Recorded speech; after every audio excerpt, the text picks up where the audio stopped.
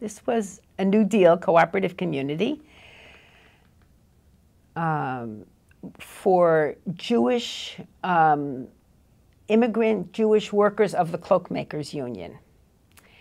And so the idea was that you would get a house and a small piece of land, and there would be a cooperatively owned factory and a cooperatively owned farm and a cooperatively owned general store.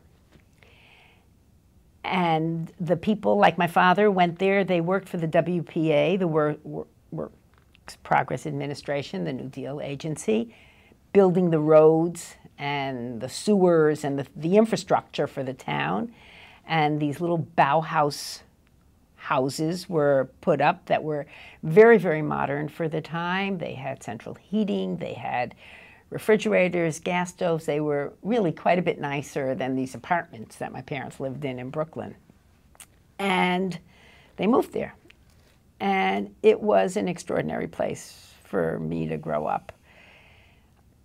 There was a very strong community. The co-op failed very quickly.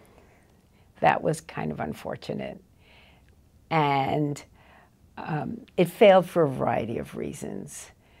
The spirit was everybody was involved in building this school, which went through 8th grade, and a kind of clubs and all kinds of things like that in this town. And this was sort of very central to our existence. We had a huge garden. My mother canned things and made all kinds of stuff. And we actually were quite poor, but you didn't know it.